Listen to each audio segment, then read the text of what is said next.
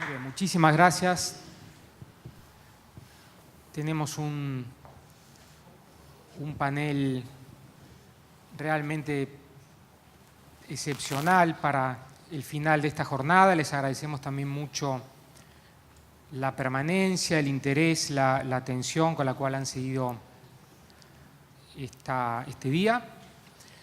Le queremos dar una muy cordial y especial bienvenida al señor vicepresidente de la República Oriental del Uruguay, Raúl Sendic, que ha estado también durante la mañana y que hoy va a también formular sus reflexiones sobre esta temática. Valoramos muy especialmente el esfuerzo que ha hecho en venir.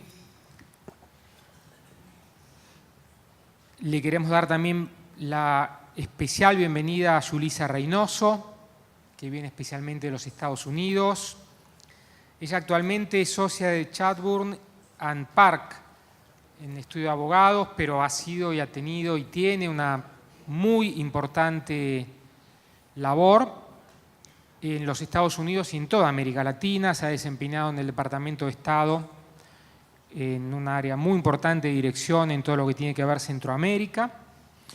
Luego fue embajadora de los Estados Unidos en la República Oriental del Uruguay y hoy está teniendo una función muy relevante en la campaña de Hillary Clinton para lo que es el ámbito de latinoamericanos en los Estados Unidos, que como ustedes saben también tiene mucha influencia. Así que le agradecemos a Yulisa el esfuerzo que ha hecho, nos acompañó también y con ella tuvimos el honor de compartir hace apenas una semana atrás. Ha sido una de las coorganizadoras e impulsoras del encuentro en Columbia University que organizamos con el INTAL sobre políticas sociales. Tenemos a Facundo Manes también. Le agradecemos muy especialmente la presencia. No requiere mayor presentación, aunque se va a referir a temas también de punta. Ha hecho un gran esfuerzo por estar con nosotros y también valoramos especialmente el tiempo que le está dedicando a este cierre del panel. A Martín Migoya, que ha sido uno de los impulsores y un gran líder también desde Globant, con esta empresa de primer nivel mundial en todo lo que significa el emprendedurismo planteado de dimensión global. Así que nos honra mucho su presencia. También aprovechamos para destacar muy especialmente el rol que desde Endeavor ha tenido con todo el equipo que ha trabajado también aquí y cuyos resultados acabamos de ver. Pedro Les Andrade, director de Políticas Públicas y Asuntos Gubernamentales para América Latina, de habla hispana de Google. Nos va a hablar también de tecnologías de frontera. Le agradecemos muy especialmente, es un gran asociado del BIT, trabaja con muchos proyectos, con otros colegas también, en diferentes puntos de la región, así que también va a tener una gran receptividad todo lo que plantea. Y Gustavo Grogopatel, que también es ampliamente conocido por todos nosotros, un rol excepcional en materia de producción y gestión agropecuaria, y sin duda también va a aportar, y le agradecemos, va a aportar mucho en todo su expertise de lo que significa la agricultura de precisión. Les propongo una informalidad que, si ustedes me permiten, les cuento una infidencia, pero que no es algo que no se pueda contar, sino que al contrario nos pone a todos orgullosos contarlo. En el día de ayer, y tiene que ver con la informalidad que queremos plantear esta charla, este diálogo. En el día de ayer tuve gusto de ir a recibir al hotel al vicepresidente Sendic, que llegó desde Montevideo manejando su propio vehículo después de 9 horas y con un nivel de humildad y de simpleza que realmente es un ejemplo para todos nosotros. Desde esa actitud que es ejemplar, me permito también plantear esta informalidad en el transcurso del panel.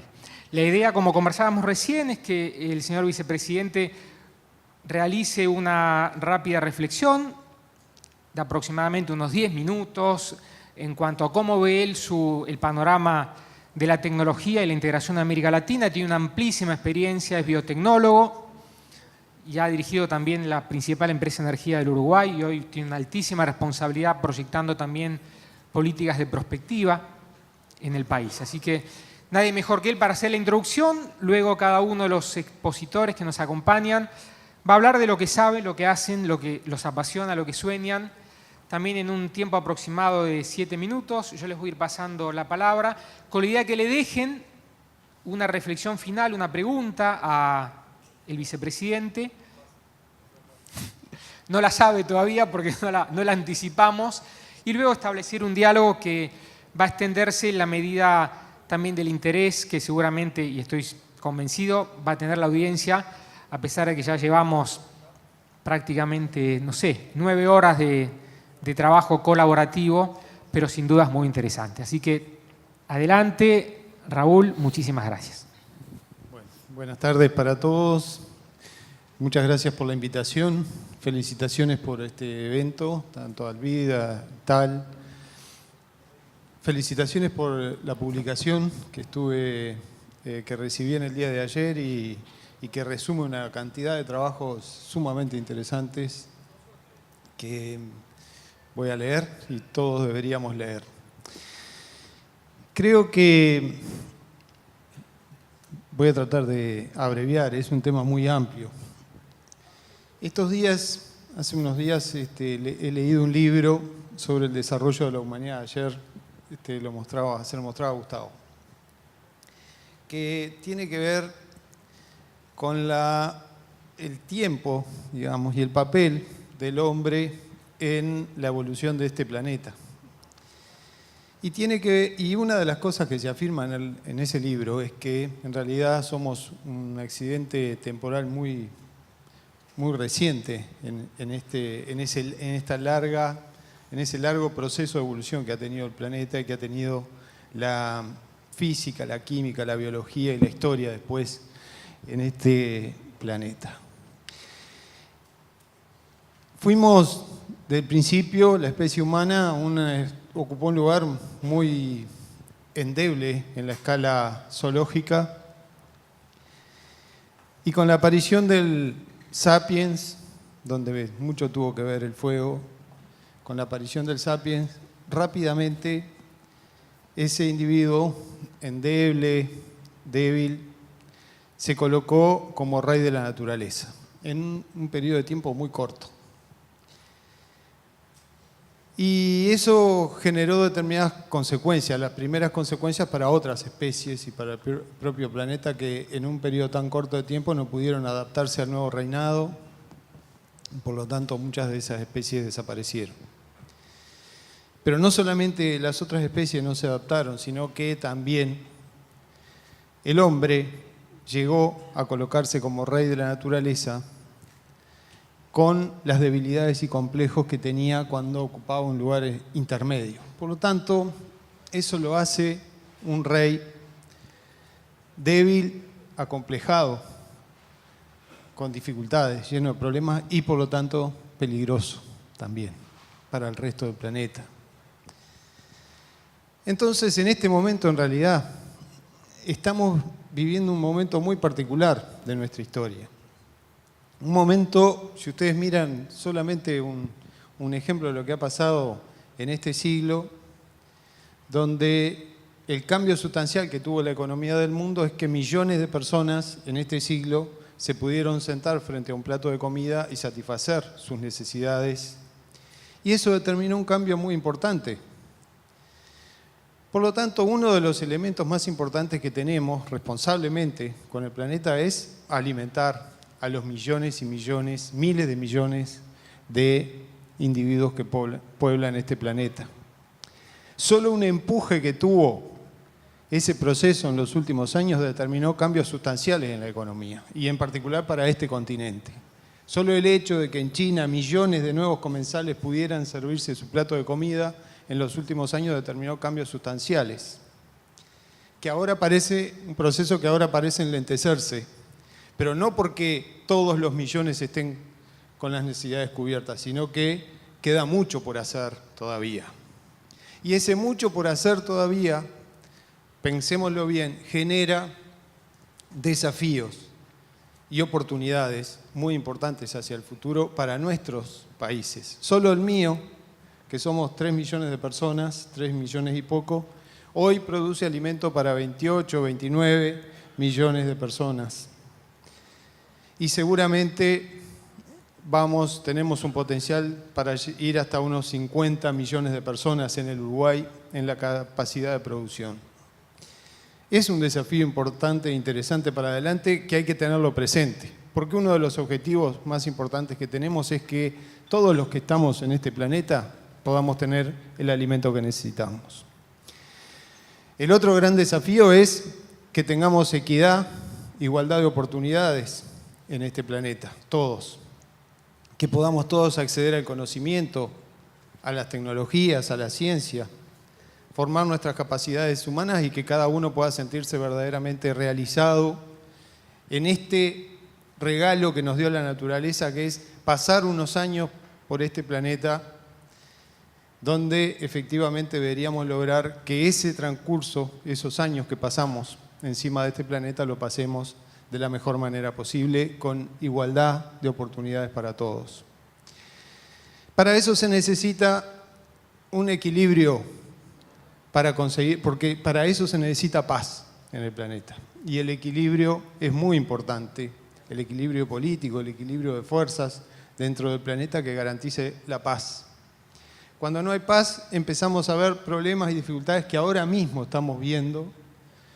Países que prácticamente se desordenan, desaparecen, migraciones, situaciones absolutamente injustas que nos golpean a todos y que traen consecuencias importantes para prácticamente todo el planeta. A ninguno de nosotros nos es ajeno eso que está pasando.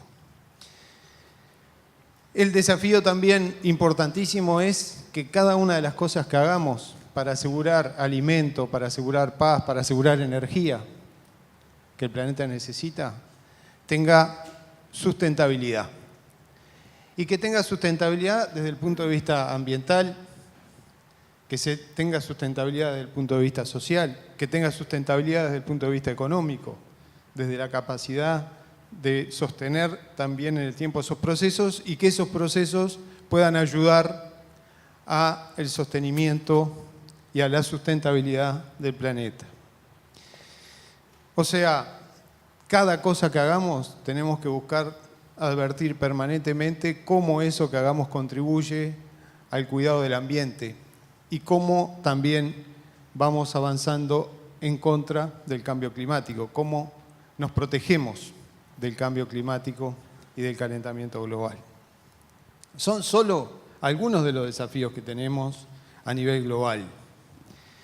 En todos esos desafíos que tenemos, la ciencia, la innovación, la tecnología juegan un papel sustancial, la capacidad de crear. No es posible resolver el alimento para millones, miles de millones de personas si nosotros no apelamos a la genética, a la biotecnología, si no apelamos a la diversificación de la matriz energética. No es posible resolver la paz si no apelamos al equilibrio, si no apelamos a la igualdad de oportunidades, a la equidad y por lo tanto, para la única manera de garantizar igualdad de oportunidades es el acceso a la educación, al conocimiento, a la ciencia, a la libertad. Y la única manera de asegurar la libertad es la educación y el conocimiento. Por lo tanto, no hay posibilidades de que avancemos si no le damos recursos, si no construimos políticas para todo esto. La construcción de estas políticas que garanticen la innovación, la ciencia, el conocimiento, la creatividad, la inversión, la incorporación de tecnología, requiere estabilidad desde el punto de vista de las instituciones y fortalecimiento institucional, y nuestros países tienen mucho para hacer en eso. Requiere un diálogo permanente con el conjunto de la sociedad. No podemos avanzar enojados con los sectores de la sociedad que protegen el medio ambiente. Al revés, tenemos que entender que la única manera de avanzar es en el más amplio diálogo con el conjunto de comunidades, con el conjunto de expresiones, con el conjunto de sensibilidades, de sentimientos, de culturas que componen nuestro continente. No podemos avanzar si no tenemos una estrategia, y por eso es tan importante que desde estos organismos se permita y se facilite que cada uno de nuestros países apunte a los trabajos de estrategia y de prospectiva. Tenemos que saber hacia dónde vamos, tener un camino trazado. Y el camino trazado no es fácil la estrategia, porque la mayoría de nuestros gobiernos se eligen cada 4 o cada 5 años, y muchas veces ese tipo de elección, que por suerte tenemos, lleva al cortoplacismo, a definir estrategias de corto plazo, de poder tener resultados inmediatos, y nosotros sabemos que muchas de las cosas que hay que hacer en el continente requieren de políticas de largo plazo, de inversiones que muchas veces no tienen retorno inmediato, de decisiones que van a abarcar unos cuantos años hacia adelante, varios periodos de gobierno, y muchas veces quedamos ganados por el cortoplacismo cuando necesitamos estrategias de largo plazo. Tenemos que asegurar reglas claras, porque no hay forma de que podamos avanzar en esto si no es con una combinación entre lo público y lo privado, entre la asociación que permita al Estado jugar su papel, pero que también que permita que el privado lo juegue, ponga lo suyo, y para que eso se dé debe existir reglas claras, fuertes, contundentes, que permitan previsibilidad, que permitan la inversión de largo plazo y sostenida. Y se necesita regulación para que eso permita la defensa del conjunto de los intereses de la sociedad. No hay camino posible si no es apostando al desarrollo del conocimiento de la tecnología. Aquí, en este panel, algunos nos conocemos de hace algún tiempo ya, incluso hemos hecho cosas juntos con Gustavo, con Yulisa, y crean que estamos absolutamente convencidos que el futuro de la humanidad se juega en el campo de la innovación, de la tecnología, de la biotecnología, de la genética, y que hay que hacer una fuerte apuesta a que eso sea posible, garantizando inversión, desarrollo, conocimiento y educación. Muchas gracias.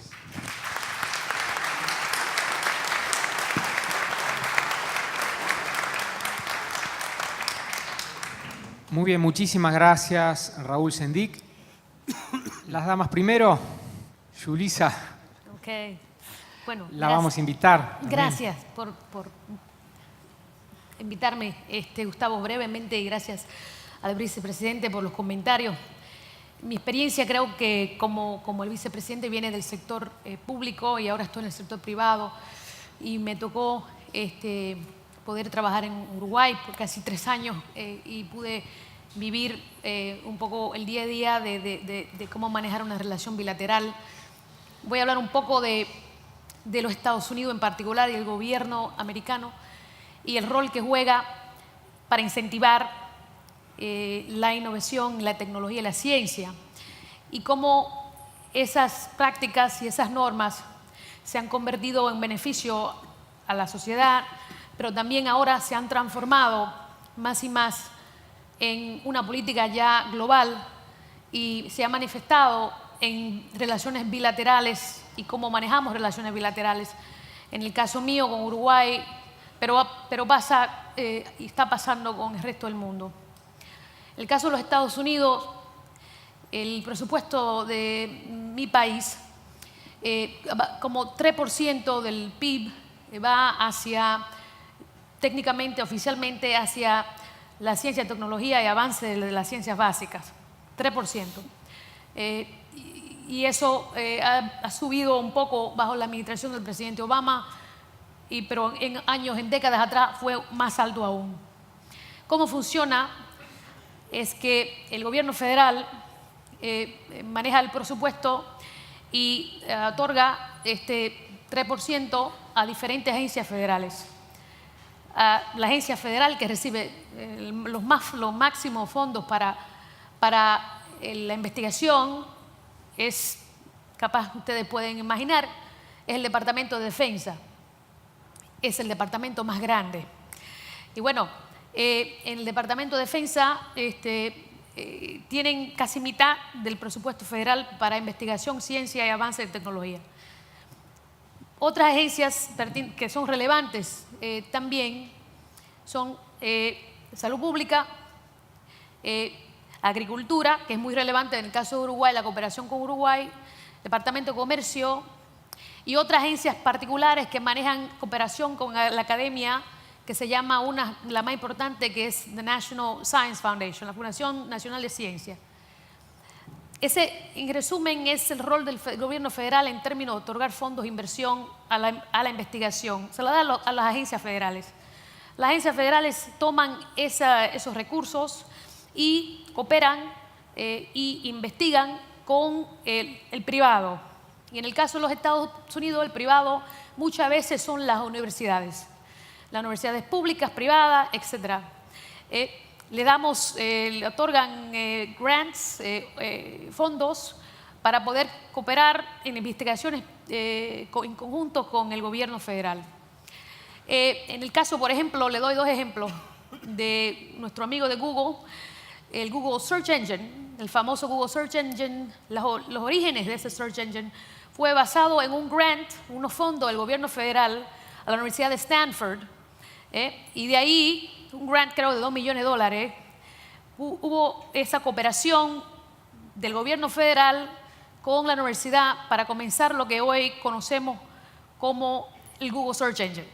A ver si nos pagan un poco del presupuesto de lo que...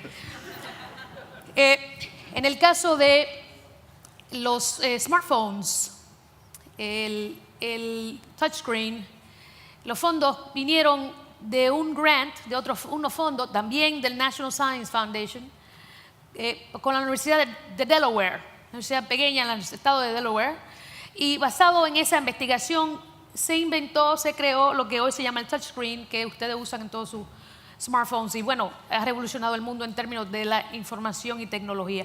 Le doy eso como ejemplo, ¿verdad?, de cómo una idea, una política pública de inversión en investigación y cooperación con el privado, particularmente con las universidades, se ha desarrollado y se ha manifestado en tecnología que todo el mundo usa hoy y que ha beneficiado y que normalmente es asociado con el sector privado, pero muchas veces comienza con unos fondos y una idea de otros, ¿verdad?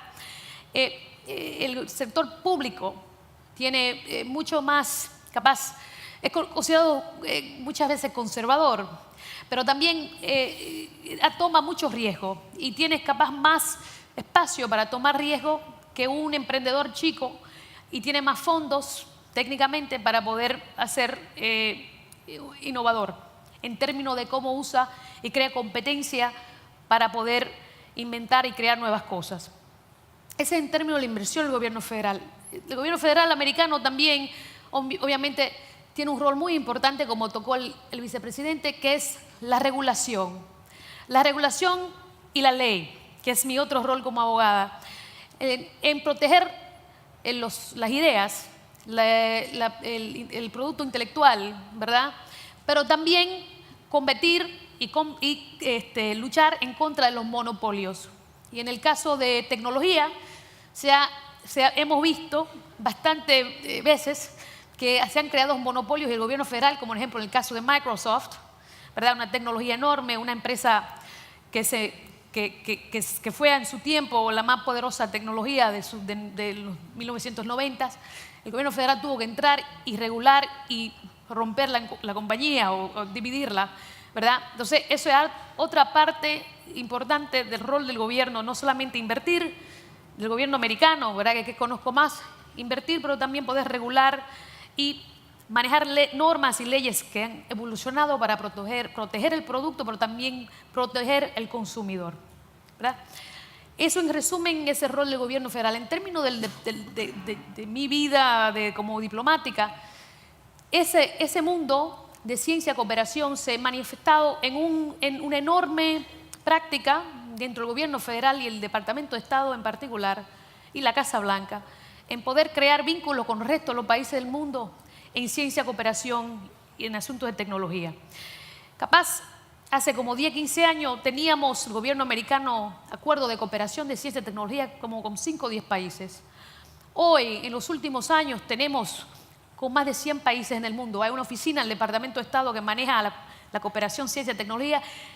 No duermen, porque cada país, amigo, más o menos amigo, algunas veces no tan amigo, quiere cooperar con los Estados Unidos en ciencia y tecnología porque lo ven como la fuente, la máquina de muchas de las nuevas ideas que existen. En el caso de Uruguay, teníamos varios puntos en la agenda de discusión. Cooperación de comercio, cooperación de seguridad, cooperación, abrir mercados agrícolas. Siempre estaba ahí cómo podemos manejar mejor la ciencia y cooperación y cómo podemos ya tener un acuerdo de cooperación en ciencia y tecnología. ¿Y qué quiere decir eso en términos de las prácticas? Cooperación no solamente entre el gobierno y los diplomáticos, sino con los científicos que trabajan en mi gobierno. En el caso de Uruguay, armamos un acuerdo, no creo que haya con Argentina, capaz pronto sí. Armamos un acuerdo y 12 agencias federales de Estados Unidos se reunieron con agencias en Uruguay. Y en el caso de Estados Unidos, yo ni sabía que habían agencias que yo ni sabía existían.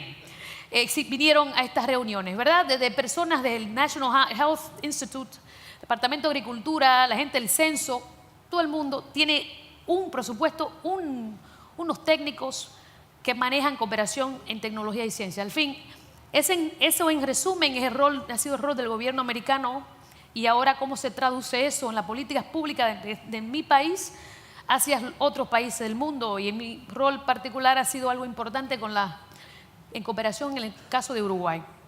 Mi pregunta para el vicepresidente es cómo usted ve, en el caso de Uruguay, cómo se puede integrar más en el asunto de los presupuestos y las normas técnicas de las diferentes agencias el rol y la investigación de ciencia y tecnología. ¿Cómo puede ser más algo integral de esas agencias, no solamente un concepto macro de política? Muchísimas gracias, Julissa. Entonces, si les parece, le vamos a dar la palabra a Martín. Nos va a hacer una reflexión. El vicepresidente Sendik va tomando nota de las preguntas, de las reflexiones, y las va contestando, y después establecemos el diálogo. Muchas gracias, Gustavo. No estoy chateando, estoy leyendo mis notas. Puede ser que... Bueno, primero me gustaría comenzar en este foro contando un poquitito de Globant, ¿no? Para mí es importante siempre contar la historia de dónde empezamos, dónde salimos y qué es lo que pudimos hacer. Empezamos con 4 amigos, con Néstor, Guiber y Martín, hace aproximadamente 12 años en un garage en La Plata. La idea en ese momento, les recuerdo hacia el 2002 más o menos, cuando empezamos a charlar, había una gran crisis en la Argentina y veíamos cómo nuestros amigos se iban expatriados a trabajar afuera, a buscar oportunidades afuera.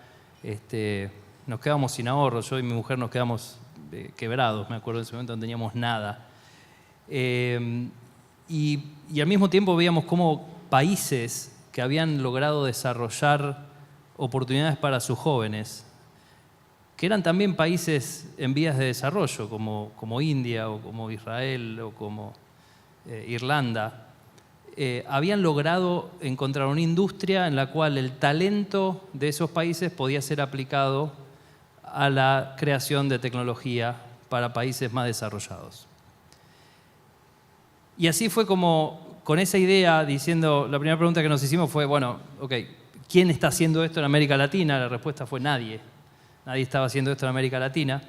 Y bueno, y ahí, en medio de toda esa crisis, dijimos, este es el momento, ¿no? Nosotros habíamos visto cómo nuestro salario se había pulverizado de ser algo lógico en forma mensual a menos de $1.000 por mes, me acuerdo en ese momento. Entonces decíamos, cualquier cosa que hagamos va a ser mejor que esto. Bueno, y ese fue como el empujón inicial para decir, fundemos una compañía que se dedique a la creación de tecnología usando el talento local. Ese fue el primer concepto. Muy pronto en nuestra historia logramos seducir acá a nuestros grandes clientes de Google en el año 2006. Fuimos los primeros en desarrollar software afuera del Googleplex en Mountain View, California. La compañía empezó a crecer, empezamos a multiplicarnos. Y ustedes en este momento se deben estar preguntando, bueno, Martín, excelente todo esto, díganme qué hacen, porque hasta ahora no entiendo qué hacen, qué es esto de crear tecnología. A ver, se los voy a explicar con 2 o 3 ejemplos concretos. ¿Cuántos de ustedes fueron a Disney y usaron el Magic Band? Es una especie de RFID que va en la muñeca. Bueno, esa tecnología es una tecnología que nosotros desarrollamos en conjunto con Disney. 300 ingenieros de Globant a lo largo de casi 4 años, trabajando con ellos desde las aplicaciones móviles hasta las aplicaciones web, en una aplicación que realmente transformó la experiencia de ir a los parques temáticos de Disney. ¿Cuántos de acá juegan al FIFA? Bueno, o sus hijos, whatever. Bueno, el FIFA, increíblemente, gran parte de las líneas de código, una buena parte de las líneas de código de Electronic Arts, FIFA es el juego más vendido de Electronic Arts. Es un franchise que tiene casi 400 millones de personas que lo juegan todos los días.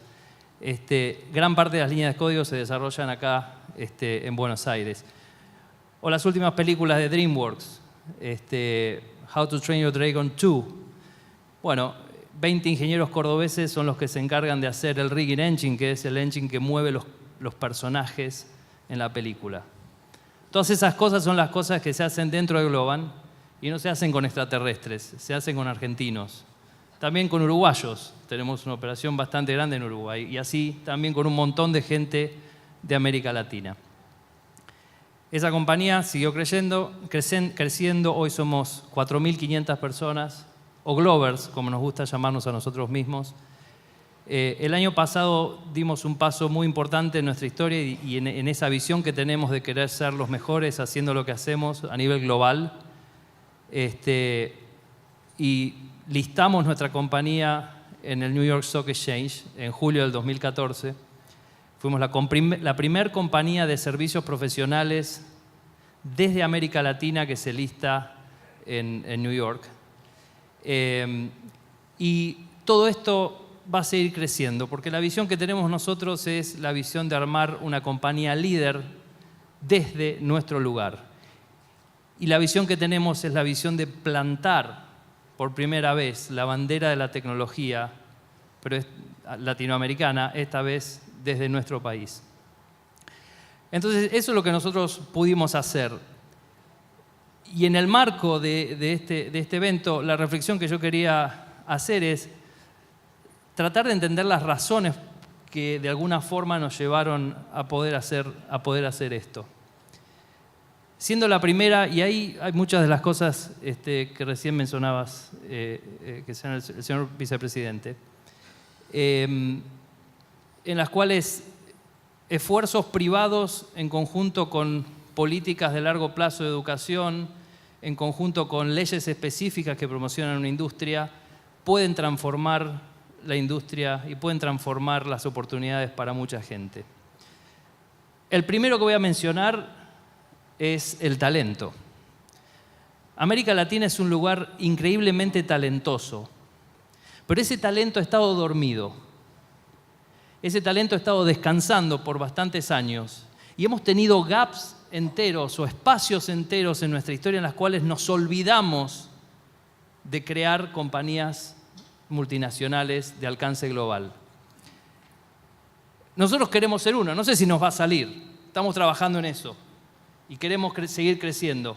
Y hay otros ejemplos, como puede ser Mercado Libre, como puede ser Gustavo y todo lo que está haciendo, como puede ser IRSA. Hay muchas empresas que hoy están surgiendo, pero créanme que durante 50 años prácticamente nos dedicamos simplemente a que eso no exista. Y ese tema ha hecho muchísimo muchísimo daño también en nosotros como individuos.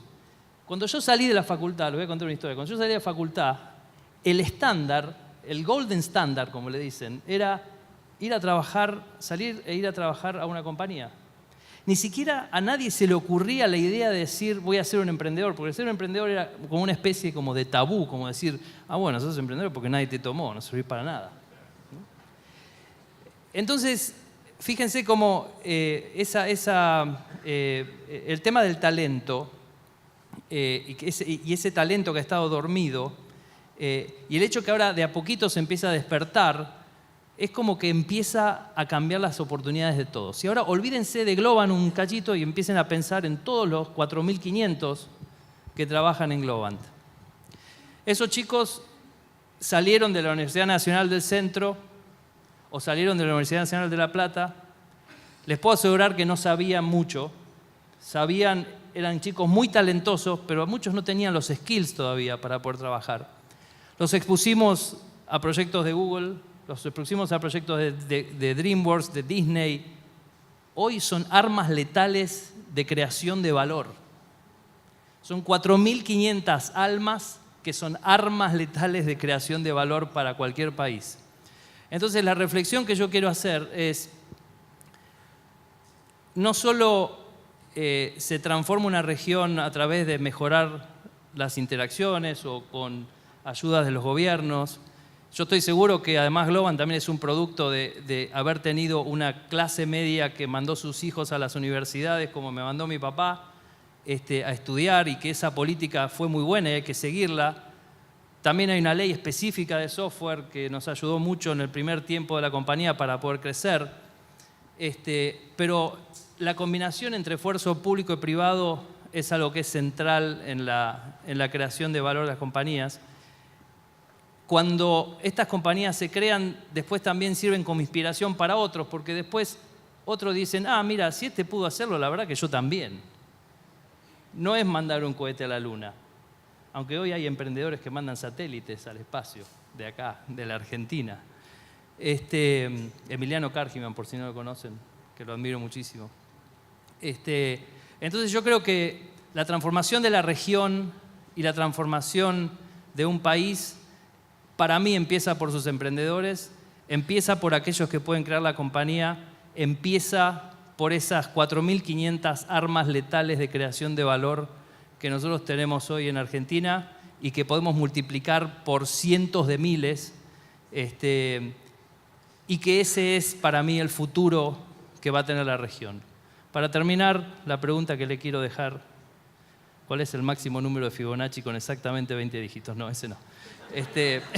Yo tampoco lo sé. Así que, no, la pregunta que quería dejarle es, ¿cuáles son las políticas específicas que el Uruguay, y yo como interesado por tener mucha gente ahí en Uruguay, van a tener para incentivar el estudio de carreras duras por sobre la típica elección de nuestros jóvenes, que son las carreras más soft y más, no fáciles, porque no son fáciles, pero las otras. Gracias. Muchas gracias.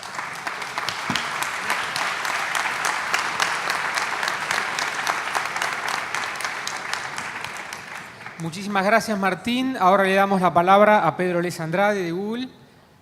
Adelante, muchísimas gracias. Muchas gracias, Gustavo.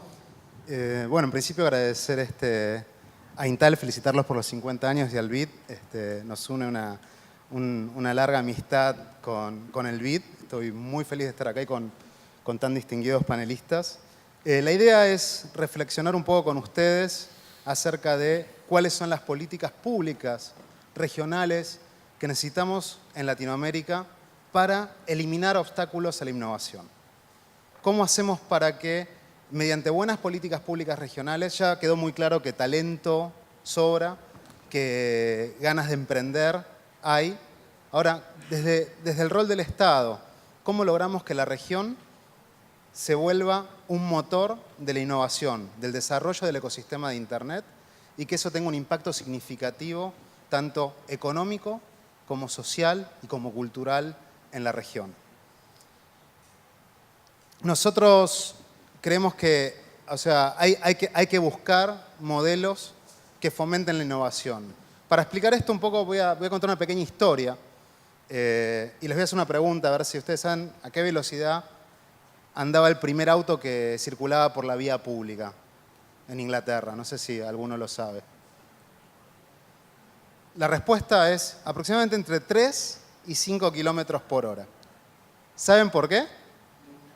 Porque había una Gran Bretaña sancionó una ley que básicamente decía que cualquier vehículo con motor debía haber una persona caminando delante de él con una bandera roja para señalizar el peligro, porque se tenía miedo a esa nueva tecnología. Y esto es un poco lo que quiero referirme hoy.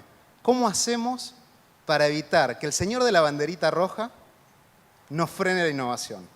¿Y cómo podemos llegar a esto? Al auto que se maneja solo, ¿sí? Que hoy estamos experimentando y que requiere además de un gran esfuerzo de asociaciones público-privadas, ¿sí? Porque si no tenemos colaboración con el gobierno para poder reformar los códigos de tránsito, para tener información en tiempo real, por ejemplo, del estado de las rutas, para tener información sobre mapas de geolocalización, estas ideas que parecen ciencia ficción, pero que hoy en día ya están circulando por las rutas de California, nunca se van a poder materializar. Y pasar de una situación donde algo parecía sumamente peligroso a realmente reinventar el sistema de transporte y hacerlo algo seguro. Entonces, ese es el desafío y las respuestas las vemos un poco también en lo que se considera un concepto que se llama permissionless innovation. Y esto significa innovación sin pedir permiso y hace referencia a que la innovación y en tanto productos como modelos de negocio se tiene que permitir por defecto. Y solamente se tiene que sujetar a autorizaciones previas, a permisos, cuando realmente se demuestre que esto va a generar un daño real a la gente o pueda generar un peligro a la gente o a los consumidores o a los usuarios, ¿sí? Pero dejarlo avanzar. Y ese permiso no solamente significa regulación estatal, ¿sí? A veces ese permiso está dado por pedirle permiso a los que llegaron antes, ¿sí? A las empresas establecidas, a los incumbentes, ¿sí? Que muchas veces ven el actuar de los emprendedores y de estos modelos disruptivos como una amenaza, ¿sí? Esta disrupción es el cambio del status quo habitualmente. Y acá, o sea, tenemos una oportunidad muy interesante en América Latina y que creo que es algo que podemos capitalizar de una manera muy significativa. Teniendo en cuenta lo que es Internet, ¿sí? Y el ecosistema de Internet de la región, tenemos una ventaja competitiva muy particular que no existe en otras partes del mundo. Somos una región con 400 millones de usuarios, de hispanoparlantes, donde 280 millones de usuarios que hablan español y que el español es su lengua materna, comparten un mismo idioma y muchas veces una cultura similar y valores similares. Eso hace que Latinoamérica se vuelva un mercado muy, muy interesante para el desarrollo local de Internet y para la atracción de diferentes desarrollos de otras partes del mundo. ¿Sí? Si nosotros vemos, Latinoamérica está creciendo a un paso muy, muy veloz, ¿sí? Es una de las regiones que más rápido crece en el mundo en temas de adopción de Internet. Entre el 2013 y el 2014 se sumaron 16 millones nuevos de usuarios de Internet y vemos que este crecimiento se acelera año a año. Esto hace que, a comparación con otros mercados, América Latina está muy cerca de mercados tan interesantes como el de Estados Unidos o como el de Europa. En este sentido, hoy en día Estados Unidos tiene 304 millones de usuarios de Internet y la Unión Europea cuenta con 390. O sea que con 280 no estamos tan lejos. Y ahora la pregunta es si el potencial es tan grande. ¿Qué es lo que nos está impidiendo avanzar en este sentido? Y acá, o sea, hay un análisis que tiene que ver con el desarrollo de productos y servicios disruptivos. Y encontramos que se da una misma lógica generalmente en la materia evolutiva, en materia de evolución de este tipo de disrupciones, donde hay una especie de determinismo histórico que se puede resumir en 5 etapas. ¿Sí? Una primera etapa que nos habla de la factibilidad tecnológica, cuando aparece una tecnología que permite hacer algo nuevo. Esto es seguido de una adopción social, ¿no? Los usuarios rápidamente se vuelcan a esa tecnología y la adoptan y la usan. Pero después viene una respuesta, a veces de sobreregulación, ¿sí? Y es una sobrereacción de algunos sectores. Muchas veces la sobreregulación viene impulsada por aquellos que ven que su status quo se ve marcado por estas nuevas disrupciones. Se cambia, ¿sí? Deja de ser algo estático. Y después vienen también las reacciones adversas, porque los usuarios quieren seguir usando esa tecnología. Se habla un poco de desobediencia civil, ¿sí? Porque también los emprendedores quieren seguir avanzando. Y entonces llega un proceso de negociación al final del día, donde tenemos un acuerdo negociado entre esa sobreregulación y esa sobrereacción a la desobediencia civil. Y recién ahí llegamos al progreso. Pero como vemos, o sea, se llevó un tiempo largo en llegar al progreso. Y esto puede durar muchos años. Muchos de los servicios que hoy en día se utilizan desafían el status quo de estos actores tradicionales. Y muchos de estos actores ven a la regulación como una herramienta para frenar esa innovación. ¿Sí? A veces vemos increíblemente a sectores que pelearon mucho tiempo por no ser tan regulados pedir más regulación a otro sector.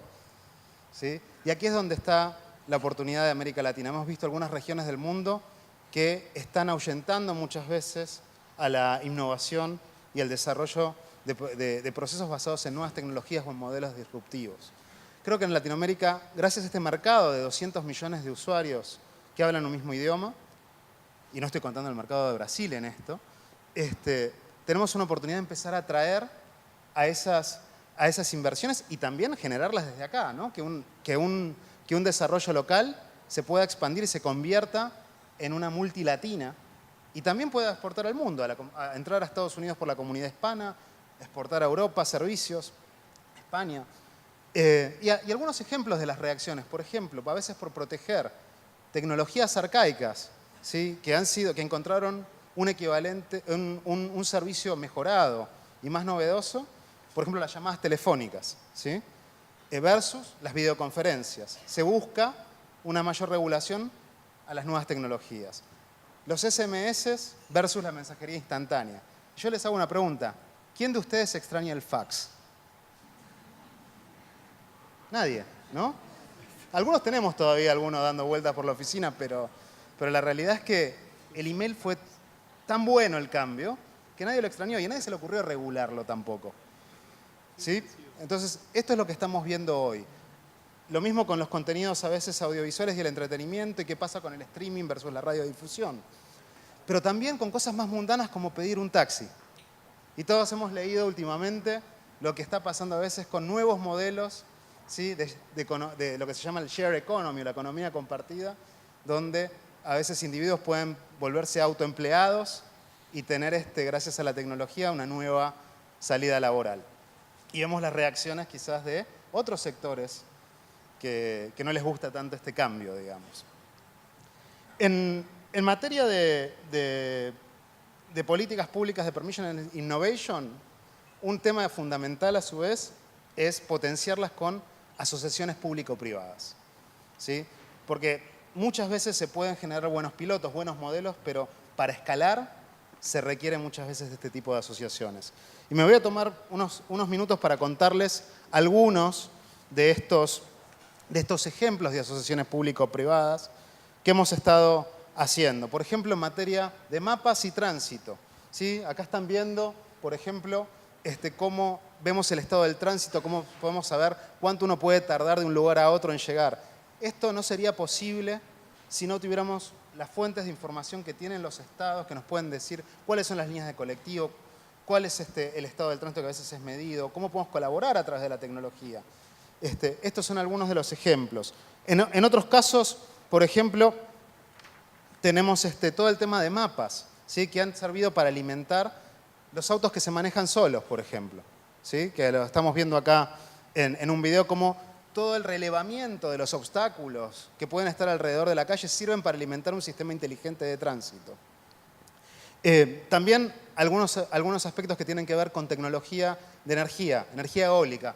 Esto que están viendo acá es una iniciativa nuestra que se llama Macani, que estamos experimentando, generando, básicamente, es un barrilete gigante que da vueltas y que genera energía a través del movimiento de sus aspas en el aire utilizando las altas corrientes de aire que están en la altura. Es un proyecto, pero permitiría llevar energía a lugares inhóspitos porque es móvil. Uno puede subir esto a un camión y llevarlo a un lugar. Y para llegar a la conectividad, otros proyectos como el proyecto de LUN, ¿sí? Globos de helio que surcan el planeta tratando de llevar internet a lugares que no están conectados, ahí donde los cables no llegan, ¿sí? Y trabajando de manera de que estos globos puedan llegar a ciertos lugares, conectarse como una red de globos alrededor del mundo y puedan brindar internet a ciertos lugares que hasta ahora era impensado llegar. Algunos ejemplos con Uruguay, ¿sí?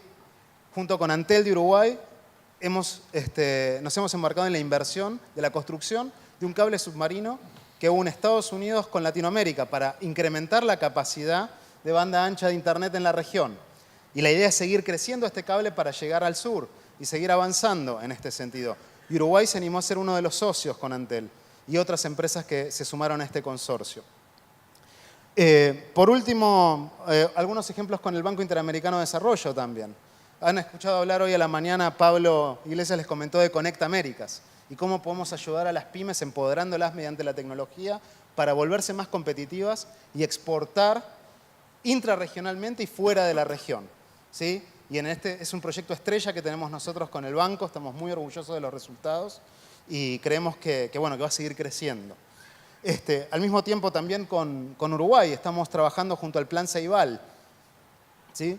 Para implementar Google Apps para educación en todas las computadoras del programa de manera gratuita, para que los chicos estén cerca de la última tecnología en materia de productividad y uso ofimático. Y también estamos trabajando con el BID en proyectos similares en el Amazonas y también en el estado de Santa Catarina. Y hasta el Papa se volcó a la tecnología. Junto con Globant hemos estado trabajando en el proyecto Escolas Ocurrentes. En febrero esta imagen es una imagen del Papa Francisco haciendo una videoconferencia con chicos con discapacidad de diferentes partes del mundo, donde cada uno de los chicos le contaban cómo usaban la tecnología para sobreponer sus discapacidades y para también divertirse. Y a modo de cierre es un poco ver cómo hacemos que esta escalera del progreso sea más chica. Eliminar esos obstáculos, ¿sí? Pasar de la disponibilidad tecnológica a el cambio de paradigma que nos lleve al progreso, ¿sí? Y simplemente para cerrar, una reflexión final es, tenemos que pensar diferente, ¿sí?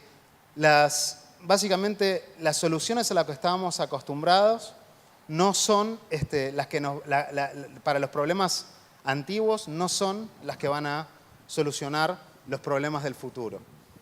¿Sí? Esto por eso, y acá tenemos una frase para cerrar de Albert Einstein, que me parece que es fundamental para este tema de las políticas públicas que tiene que abrazar la región. Pensar diferente. Y por último, mi pregunta para el vicepresidente. Le tengo que confesar, voy a ser bueno, porque yo soy uruguayo. Hace muchos años que vivo en Argentina, pero nací en Uruguay. Y Uruguay fue uno de los primeros países de la región en tener una agencia de Sociedad de la Información y Conocimiento, AGESIC. Y además el primer país en implementar un plan nacional de educación digital donde todos los chicos tienen una computadora. Entonces, ¿cómo se va a preparar Uruguay para un país de nativos digitales educados digitalmente? ¿Habrá posibilidades que el próximo Google nazca en Uruguay? ¿Y qué van a hacer ustedes para que eso pase? Muchas gracias.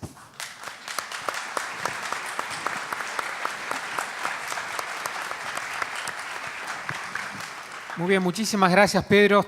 Se van acumulando una serie de preguntas muy interesantes, así que estamos también ansiosos por escucharlo al señor vicepresidente. Gustavo nos va a hablar de la agricultura de precisión. Bueno. Y le agradecemos también especialmente, ha estado todo el día aquí presente y con mucha atención. Bueno, muchas gracias. Hola, bien. Gracias por la invitación, Gustavo. Un encuentro muy inspirador. Una gran forma de festejar el aniversario. Y también me gusta mucho el nombre de este panel, porque dice La Fábrica, ¿no? Y hace algunos años, con algunos amigos empezamos a pensar que las plantas iban a ser fábricas. Y la realidad es que lo que escuchamos hoy, lo que leemos en este hermoso libro que has hecho, o que han hecho, y lo que venimos viendo por las realidades de todos los días, es que cada vez las plantas son más fábricas, conceptualmente hablando, ¿no? Hace 2 días la presidenta anunció la aprobación del primer evento transgénico de tolerancia a sequía en el mundo, y que es un producto de un laboratorio de 10 metros cuadrados de la ciudad de Santa Fe. Y eso ha sido hecho por los discípulos de nuestros premios Nobel en biología. Y se suma a una serie de cuestiones que estamos viendo y a una convergencia tecnológica que estamos viendo y que muchas cosas vimos hoy durante el día.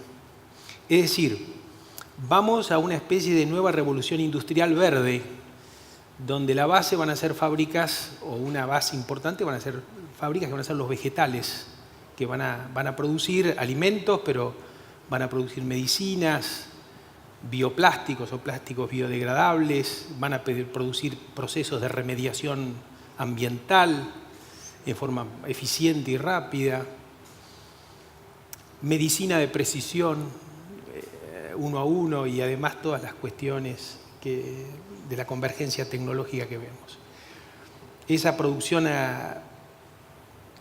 revolución industrial verde está basada, además de las plantas y la transformación en las plantas, en un tema que acabas de nombrar, que es la agricultura de precisión, que la agricultura de precisión es a la agronomía lo que el microscopio fue a la medicina.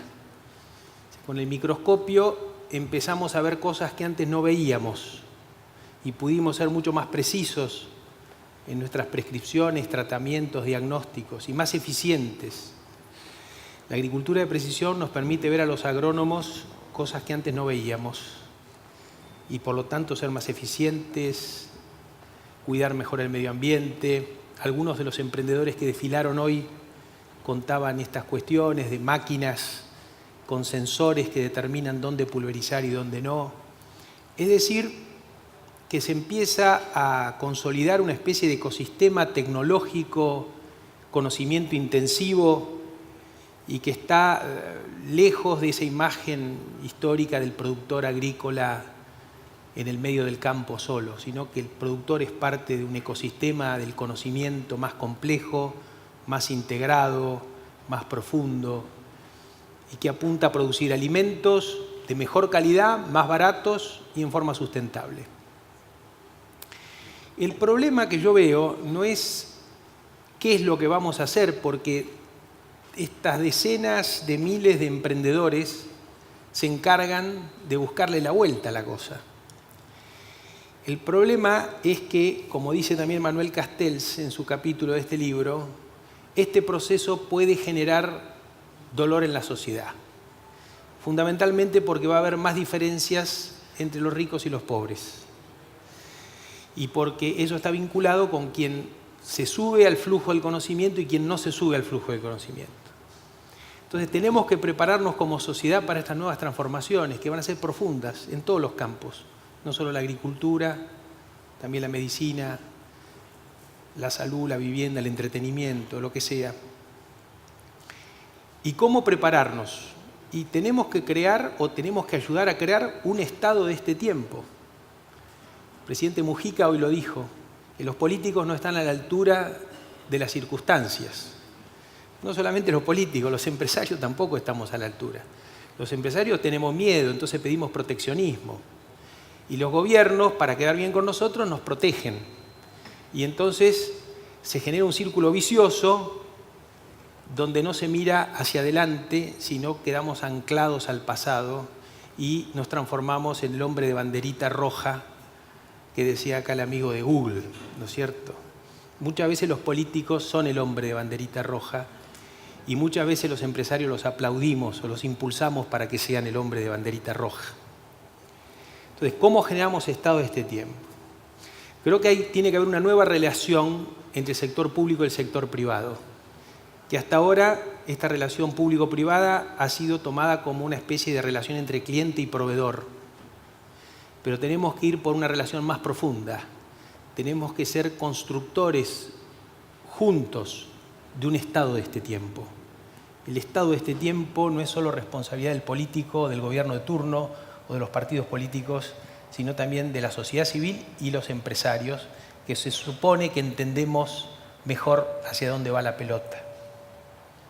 Cómo nos integramos regionalmente, también temas que levantó hoy Enrique Iglesias y por supuesto también Pepe Mujica. ¿Qué hacer y cómo hacerlo? El tercer punto es quién lo va a hacer. ¿Quién se va a hacer cargo de que esto ocurra? Y ahí están los emprendedores sociales, los emprendedores privados y también los que ocupen lugares en funciones públicas con espíritu emprendedor. Los emprendedores están en todos lados. No es que los emprendedores están en Endeavor. Ojalá los emprendedores estén contaminando todos los rincones del planeta. Entonces, ahí tenemos un gran desafío, porque muchas veces, y una gran responsabilidad de los políticos seleccionan mal. Seleccionan los que quieren, los que no se enfrentan al mundo para ganar el campeonato mundial. Seleccionan los que quieren quedarse cerrados adentro de sus países, de sus casas. Entonces, los gobiernos consiguen los empresarios que quieren. Y esa lógica tenemos que de alguna manera revertirla, no porque no haya que proteger, sino porque hay que proteger con inteligencia. Hay que proteger para dar oportunidades, hay que proteger para generar espacios y de menos dolor en la sociedad. El cuarto punto es cuántos se van a subir a este barco. Y está el tema de la inclusión. Ya sabemos que si vamos unos pocos solos, porque nos subimos al tren del conocimiento y vamos más rápido que el resto, tampoco es sustentable eso.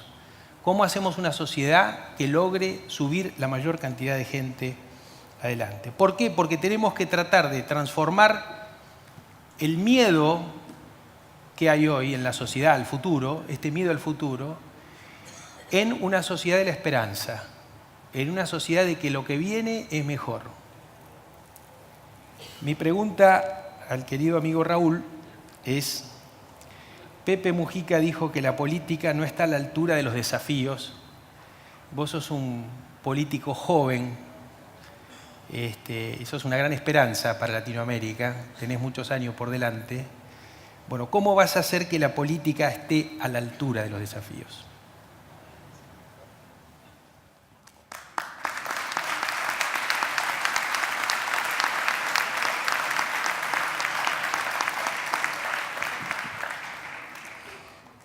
Muy bien, muchísimas gracias. Reportaje de lujo para el vicepresidente Sendik.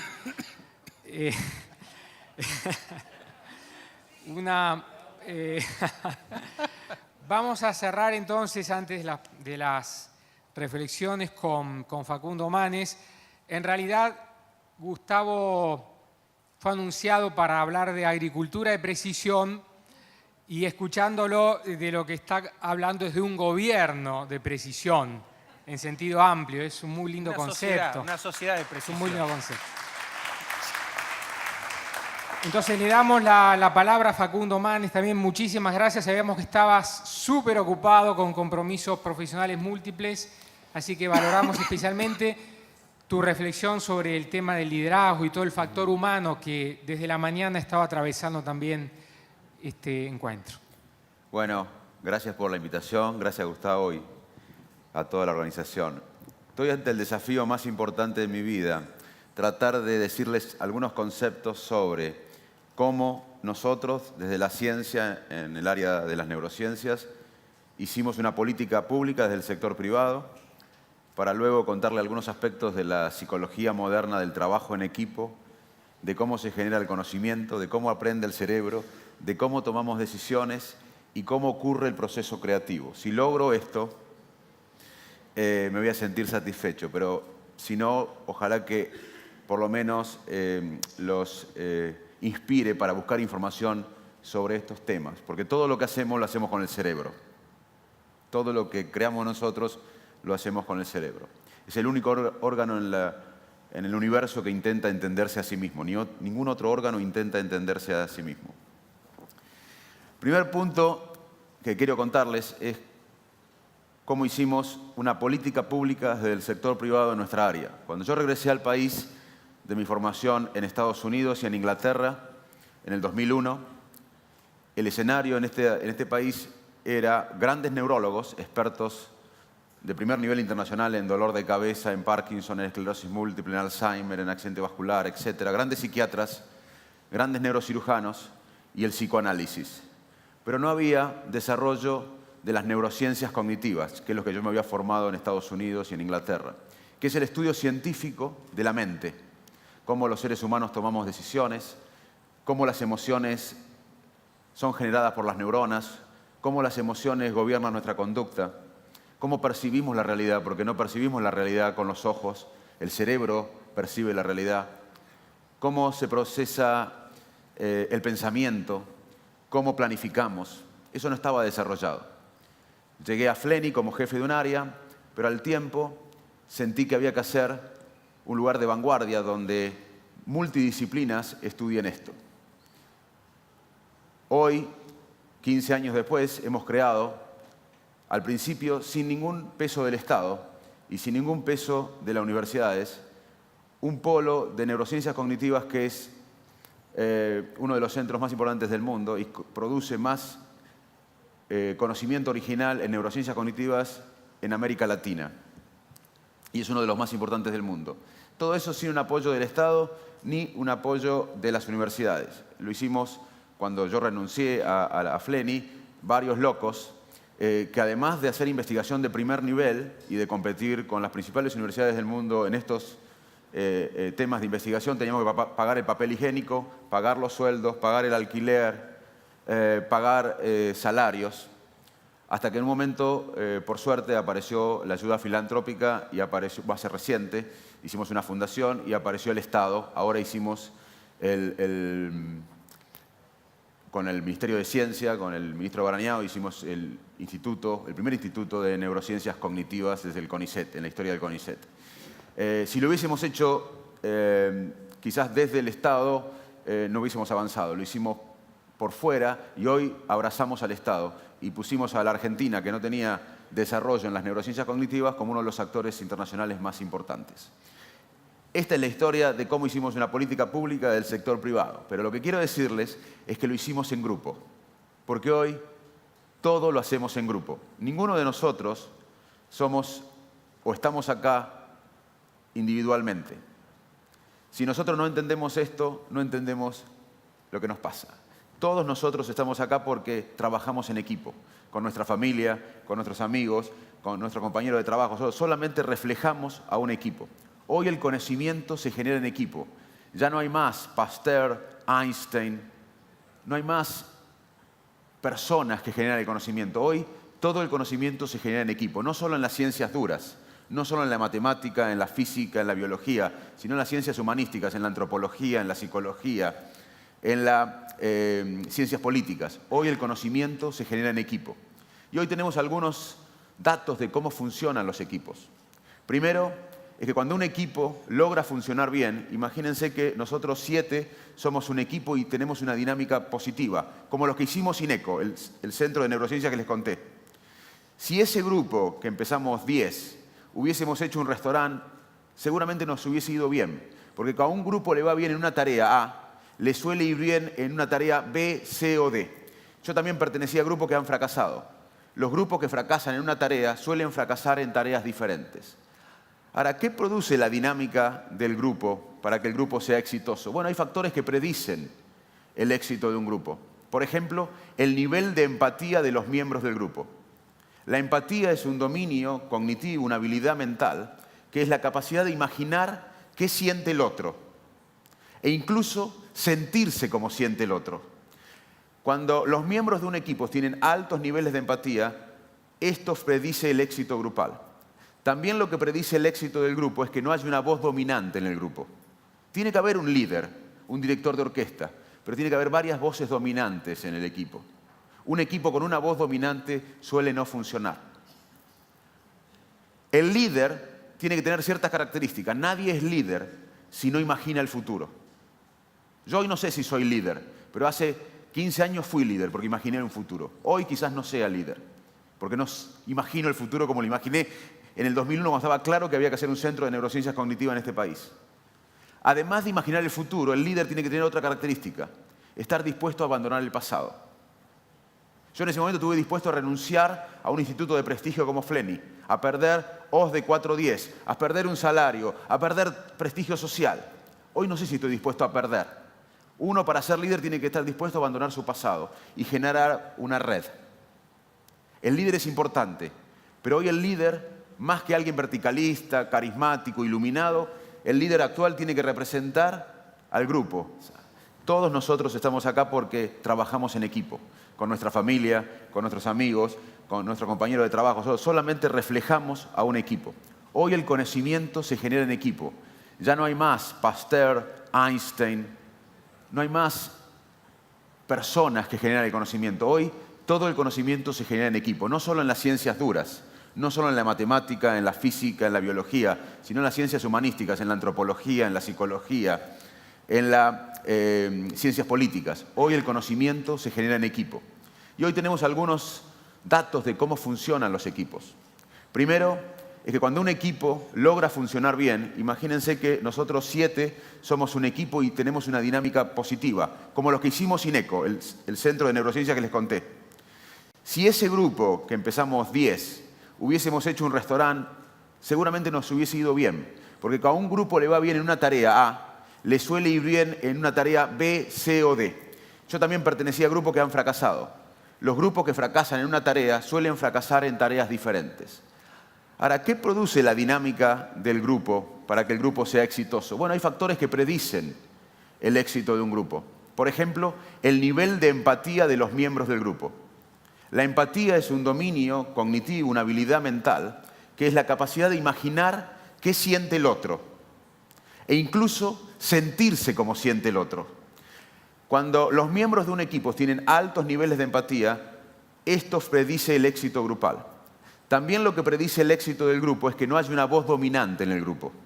Tiene que haber un líder, un director de orquesta, pero tiene que haber varias voces dominantes en el equipo. Un equipo con una voz dominante suele no funcionar. El líder tiene que tener ciertas características. Nadie es líder si no imagina el futuro. Yo hoy no sé si soy líder, pero hace 15 años fui líder porque imaginé un futuro. Hoy quizás no sea líder, porque no imagino el futuro como lo imaginé en el 2001 cuando estaba claro que había que hacer un centro de neurociencias cognitivas en este país. Además de imaginar el futuro, el líder tiene que tener otra característica: estar dispuesto a abandonar el pasado. Yo en ese momento estuve dispuesto a renunciar a un instituto de prestigio como FLENI, a perder O's de 4.10, a perder un salario, a perder prestigio social. Hoy no sé si estoy dispuesto a perder. Uno, para ser líder, tiene que estar dispuesto a abandonar su pasado y generar una red. El líder es importante, pero hoy el líder, más que alguien verticalista, carismático, iluminado, el líder actual tiene que representar al grupo, tiene que coordinar lo que piensa el grupo, tiene que interpretar al grupo. Ha cambiado el liderazgo. Además, otro factor que influye en el éxito del equipo es la presencia de mujeres en los equipos. Hay dos tendencias sociales que van a persistir por los próximos siglos. Hay dos tendencias sociales que van a persistir por los próximos siglos, por suerte. Una es la reincorporación de la mujer al trabajo, porque no es que se está incorporando al trabajo. La mujer antes trabajaba igual o más que nosotros. ahora se está reincorporando al trabajo y esto va a crecer. Y el otro factor, la otra tendencia social que va a persistir en los próximos siglos, es que va a haber mucha más gente entre 65 y más de 90 años que está bien mentalmente. Esto nunca pasó en la historia de la humanidad. En los cientos de miles de años que tenemos como seres humanos, nunca tuvimos tanta población y vamos a tener entre 65 y 90 años o más que esté bien mentalmente. Es un fenómeno similar a cuando apareció la adolescencia. La adolescencia no siempre existió, fue un constructo que apareció fundamentalmente después de la Segunda Guerra Mundial. Estamos frente a otro fenómeno. Y la presencia de mujeres en los grupos predice el éxito de los grupos. Eso no quiere decir que un grupo de mujeres sea exitoso, solamente quiere decir que la presencia de mujeres predica éxito. Y el otro factor, la otra tendencia social que va a persistir en los próximos siglos, es que va a haber mucha más gente entre 65 y más de 90 años que está bien mentalmente. Esto nunca pasó en la historia de la humanidad. En los cientos de miles de años que tenemos como seres humanos, nunca tuvimos tanta población y vamos a tener entre 65 y 90 años o más que esté bien mentalmente. Es un fenómeno similar a cuando apareció la adolescencia. La adolescencia no siempre existió, fue un constructo que apareció fundamentalmente después de la Segunda Guerra Mundial. Estamos frente a otro fenómeno. Y la presencia de mujeres en los grupos predice el éxito de los grupos. Eso no quiere decir que un grupo de mujeres sea exitoso, solamente quiere decir que la presencia de mujeres predica éxito. Está mal esto, dice que hace 10 minutos que terminé y yo creo que voy por 3-4 minutos y mi reloj mental, pero póngame alguna orientación. 2 temas más y termino. ¿Cómo tomamos decisiones los seres humanos? Nos gusta pensarnos como seres racionales. La mayor parte del día vivimos en piloto automático. En cientos de miles de años, por suerte, nuestro cerebro desarrolló un sistema de toma de decisiones que la mayor parte de las veces es automático, no llega a la conciencia, está influido por las emociones actuales. Todos tenemos una emoción ahora, o envidia, o celos, o bronca, aburrimiento, alegría, tristeza. Esas emociones guían nuestra conducta. Y la toma de decisiones, en la mayor parte del día, es automática, está influida por la emoción actual, por emociones previas, por experiencias y memorias previas, y se adapta a un contexto que cambia. A veces somos racionales. A veces somos racionales. ¿Por qué no podemos ser siempre racionales? Y por suerte nuestro cerebro desarrolló un sistema de toma de decisiones automático. Porque para ser racional, para decidir entre 2 opciones lógicamente, tenemos que saber los riesgos y los beneficios, los porcentajes de riesgo y beneficio de cada decisión. Y en la vida no tenemos los porcentajes de riesgo y beneficio de cada decisión. ¿Qué porcentaje de riesgo y beneficio tenemos en alcanzarnos con alguien, que estamos enamorados? ¿Qué porcentaje de riesgo tenemos o de beneficio de vivir en una casa lejos de nuestro trabajo pero con un parque? O vivir cerca del trabajo sin un jardín. La mayor parte de las veces no tenemos el porcentaje de riesgo y beneficio, así que por suerte tenemos un sistema automático que nos libera de tomar decisiones racionales. Y además, tomar una decisión racional requiere recurso cognitivo. Nosotros somos personas con recursos cognitivos limitados. Así que a veces somos racionales. Además, tomamos decisiones por quienes nos rodean, nuestros compañeros de trabajo, nuestra familia, nuestra pareja, nuestros amigos del club. Influyen en lo que pensamos, decidimos y sentimos. Por eso hay que irse a viajar a otros lados y conocer gente nueva. Y también las sociedades que vivimos y la cultura de las sociedades y la historia de la sociedad influyen en forma inconsciente en la forma que sentimos, pensamos y decidimos. ¿Y por qué digo esto del contexto? Porque quiero hablar en el último minuto que tengo, que ahora sí anda bien esto, de la creatividad. De la creatividad. Hay libros de creatividad, hay cursos de creatividad, no crean en nada. Porque nosotros no sabemos cómo se genera la creatividad en el cerebro. Lo que sabemos es en qué contexto se genera la creatividad. El primer paso para ser creativo, para que se genere la creatividad, es estar preparado. Les quiero avisar que nunca van a estar caminando ahora por el parque acá y van a resolver un problema fundamental de la humanidad. Nunca les va a pasar si no se prepararon antes. Si antes no tienen preparación, que requiere mucho tiempo, no van a surgir ideas geniales. Así que no les va a pasar lo que ustedes imaginan, que van a resolver el problema de la humanidad porque les tocó. Antes tiene que haber preparación. Luego tiene que haber incubación, un periodo de obsesiones. No ser obsesivo, pensar obsesivamente en un problema. Pensar obsesivamente en un problema refresca las ideas y tiene más correlación con creatividad que el coeficiente intelectual. Además, después hay que relajarse, porque el cerebro cuando está apagado, cuando está en off, procesa información. Cuando estamos durmiendo, cuando estamos entredormidos, cuando estamos en la ducha, cuando estamos en el sofá haciendo nada, cuando estamos mirando televisión pero no vemos televisión, en ese momento el cerebro procesa información y ahí aparecen los momentos eureka, ajá. Pero antes tenemos que estar preparados, Antes tenemos que estar incubando un problema. Un físico alemán, Kukele, primero era físico, estudió física, era experto. Luego estaba obsesionado con la molécula de benceno. Fue a dormir, soñó con 2 serpientes que se roncaban y dijo, la molécula tiene que ser así, tridimensional, y bueno, acertó. Yo si sueño con 2 víboras que se roscan no va a pasar nada. Y además, para crear hay que estar un poco loco, no mucho, pero un poco loco. Y además, para crear hay que estar preparado para equivocarse. Y acá tenemos un punto, porque las sociedades, la escuela moderna estigmatizan el error. Tenemos que equivocarnos. Steve Jobs se equivocó muchas veces antes del iPhone. Galileo se equivocó con la velocidad de la luz. Hay que equivocarse, hay que estar preparado para equivocarse. Y además hay que generar un contexto creativo. ¿Por qué Silicon Valley produce más tecnología que cualquier otro lugar de la Tierra? O Israel, un desierto con países vecinos que le dieran bomba todo el día, tiene un ecosistema del conocimiento único. Porque hay un contexto creativo. Así que yo los invito, más que nada, a generar un contexto creativo. Y tenemos un problema en Latinoamérica, la pobreza. Porque no tenemos que ser neurólogos ni neurocientíficos para saber que los desnutridos tienen atrofia cerebral. Pero les quiero contar que los pobres, aunque coman, también tienen atrofia cerebral. La pobreza genera un impuesto cognitivo. Así que coincido con mi amigo Gustavo que por más que tengamos nichos de innovación, lo más creativo que tenemos por delante, el desafío más creativo es ser un continente con inclusión. Muchas gracias.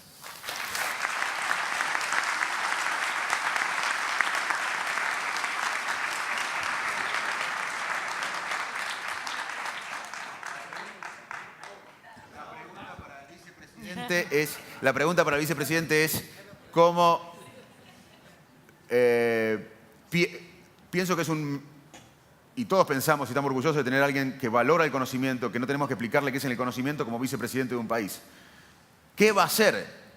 Ya que tenemos un vicepresidente que absorbió el conocimiento en los principales cargos del país. ¿Cuál es su desafío personal para hacer una diferencia siendo una persona del conocimiento? No, solo una cosa mientras Raúl se prepara. No, yo dije, pusimos mucho foco en los políticos para criticarlos, pero quiero decirles que tengo ganas de felicitar al gobernador de Santa Fe, que está acá sentado desde hoy a la mañana aprendiendo.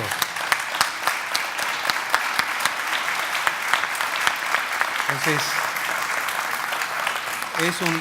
es un político que prefiere aprender a tener razón. Nada, eso.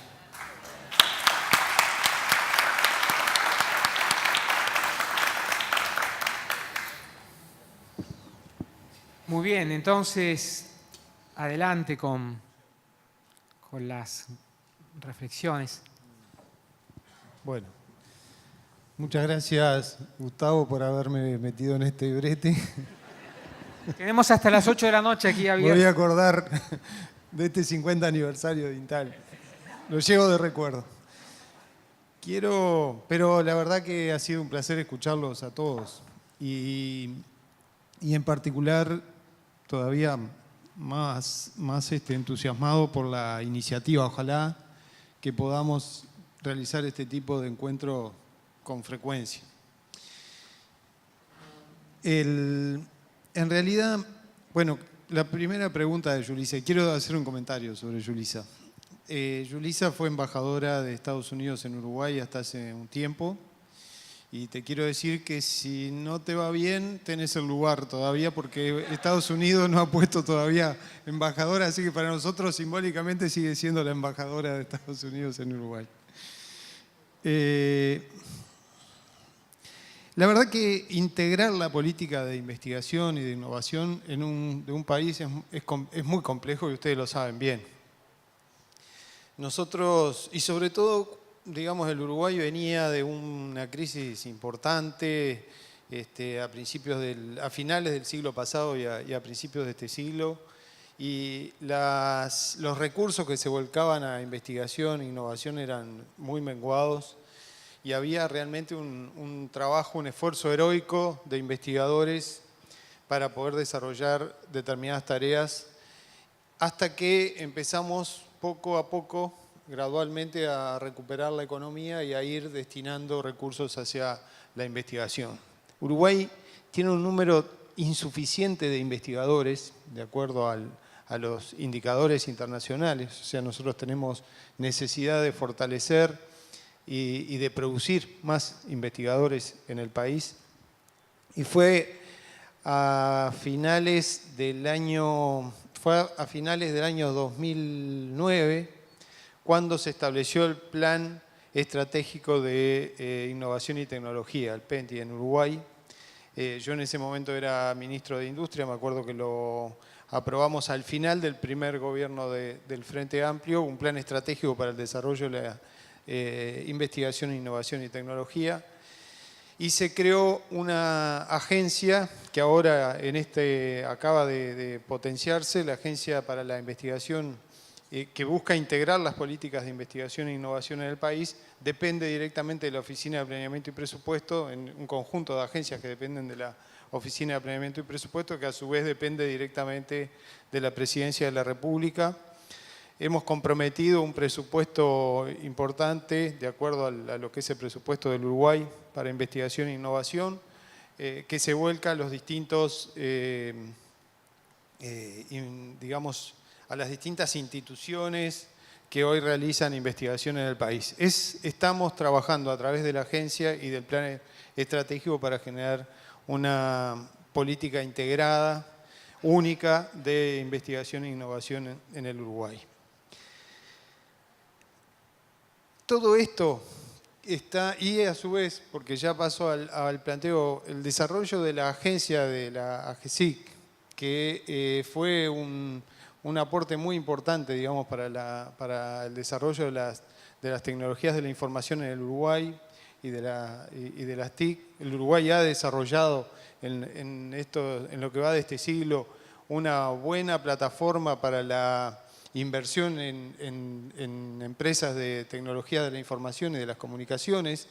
El hecho de que tengamos una empresa estatal de comunicaciones que es muy sólida, que está en la punta de la tecnología, que ha permitido, que tiene un respaldo importante incluso de la ciudadanía, o sea, la penetración de telefonía en competencia que tiene Antel es más del 65% en el mercado interno del país, y a su vez brinda servicios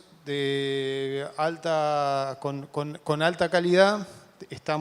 Hemos cableado con fibra óptica todo el país, o sea, hay una penetración absoluta de la fibra óptica en todo el Uruguay. Estamos realizando esas inversiones conjuntamente con Google para la salida de fibra óptica del país. Ya se había hecho una salida, digamos, hacia Las Toninas, se llama, hacia Las Toninas, aquí en la República Argentina, también de un cableado submarino de fibra óptica. Estamos en los primeros indicadores de todo el continente en penetración de telefonía, en penetración de banda ancha, en velocidad, y lo más importante es que nos permitió esa plataforma desarrollar el Plan Ceibal, que es el programa de una computadora por niño, que todos los niños del país lo tienen y que se ha extendido no solamente a la educación primaria, sino a la educación secundaria. Procurando utilizar esa plataforma para la educación. Fue una revolución en la educación, con resistencias enormes al principio, no fue sencillo, pero hoy ya es algo habitual que cualquier niño de una escuela rural en cualquier rincón del país recibe una clase de inglés de un docente a través del plan de la computadora y de las aulas virtuales que se instalaron. Hay 800 aulas virtuales en escuelas rurales de todo el país. Una clase de inglés que la está dictando un profesor que está en Inglaterra o en Estados Unidos, o el programa de matemática, que es un programa, porque eso también responde un poco la pregunta. Estamos haciendo una apuesta muy fuerte a las matemáticas en la educación primaria y en la educación secundaria, porque hay un problema serio. La matemática se ha convertido en una barrera para la educación, sobre todo a nivel de la educación secundaria, y hay un nivel de deserción en secundaria causado fundamentalmente por la dificultad que tienen los estudiantes para pasar suficientemente las pruebas de matemática. Entonces es necesario trabajar fuertemente sobre la matemática prácticamente desde el inicio de la educación primaria. El impulso a las carreras más duras, yo creo que tiene dos componentes. Uno es para terminar con el tema de del desarrollo de la ciencia y la tecnología, no solamente la plataforma de Antel, sino que el desarrollo de la GESIC va a permitir ahora el proyecto del desarrollo del gobierno electrónico. Estamos instalando el gobierno electrónico en una importante cantidad de dependencias del Estado instalando otro proyecto que es muy importante, que es la historia clínica electrónica para cada uno de los uruguayos, en cualquier sistema de salud en el que se atiendan, al que van a tener acceso permanentemente. Es una historia personal que está en un banco de datos y que puede ser, estar al alcance en cualquier lugar del país donde el ciudadano se encuentre. Conjuntamente con esto, yo creo que hay una dificultad importante, sí, en la educación de las carreras más duras, digamos, relacionadas con todos estos procesos. Yo creo que hay dos elementos en estrategia. Esto no se resuelve de un día para el otro. Primero, descentralización de la universidad. Hoy se ha llevado adelante un proceso muy importante de descentralización universitaria, llevando la universidad hacia el interior del país. Hoy en el Uruguay hay unos 15.000 estudiantes, que para la cifra del Uruguay, porque claro, si lo comparamos con Argentina, ahora sí, pero para la cifra de Uruguay, acuérdense que nosotros somos 3 millones de personas, para la cifra de Uruguay, 15.000 estudiantes que están desarrollando carreras en el interior del país. Hoy un cambio estructural, que considero un cambio estructural, es que la gran mayoría de los estudiantes universitarios en el Uruguay son hijos de no universitarios por primera vez. O sea, es un cambio sustancial que muestra que hoy hay una enorme cantidad de familias que pueden mandar su hijo a la universidad cuando nunca jamás tuvieron posibilidades de acceder a la educación terciaria. ¿Cómo se resuelve el tema de las carreras duras? Porque sí, todo el mundo quiere ser abogado, o escribano o ciencia de la comunicación, pero en realidad yo creo que estamos haciendo una apuesta a que la instalación del Plan Ceibal en las nuevas generaciones va generando, digamos, una generación digital, digamos, en el Uruguay, y eso va a facilitar el acceso a las carreras duras.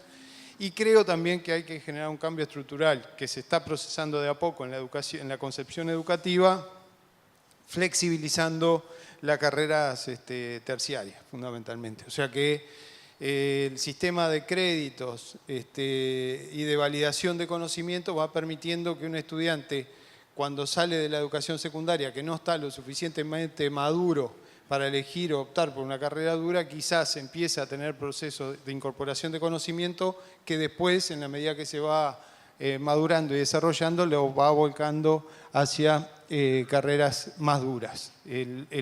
La flexibilización del proceso educativo es un paso importante para facilitar, desde mi punto de vista, por lo menos, que no soy un experto, pero desde mi punto de vista, viendo experiencias, creo que es muy importante flexibilizar la línea, digamos, de incorporación de conocimiento para que la validación de los conocimientos permita el avance hacia las carreras terciarias y hacia la formación y capacitación.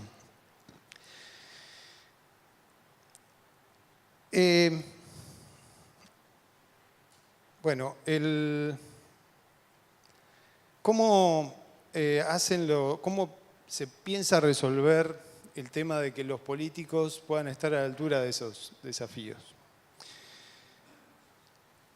Yo creo que tenemos, y no porque esté dentro de la política, yo estudié medicina, soy licenciado en genética, pero en realidad lo que más he hecho a lo largo de mi vida es política, porque en realidad nací en un hogar político desde muy pequeño, estuve sin poder elegir metido en la política. Entonces, la verdad es que yo creo que tenemos un problema de cómo toda la sociedad, incluyendo a los políticos, valorizamos el conocimiento, digamos.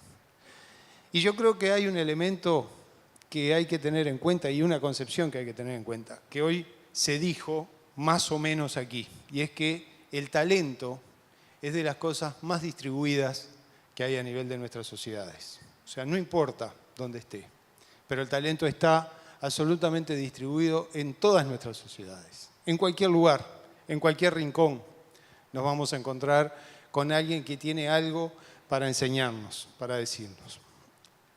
No importa su formación y su capacidad, su experiencia, siempre tiene algo para enseñarnos. Y por eso yo creo que el problema más importante es tener oídos abiertos, que nosotros podamos, que los políticos podamos tener capacidad de escuchar y de encontrar ese talento en cualquier lugar donde esté. Ese talento, para poder desarrollarlo, a su vez, y esto creo que es una responsabilidad de todos, no hay mejor manera de crear una sociedad de investigación, de innovación, si no generamos en cada lugar un gran estímulo a la innovación. Nosotros creemos que en cada lugar, en cada centro de trabajo, en cada fábrica, en cada dependencia que tengamos, nosotros tenemos que generar un movimiento de innovadores. Crear la cultura de la innovación no es un problema solamente del Estado o de las compañías. La cultura de la innovación, en definitiva, es la cultura de aquel que es capaz de criticar, de cuestionarse el status quo, de poder decir, esto que está funcionando así, pienso que debería funcionar mejor o debería estar organizado de otra manera.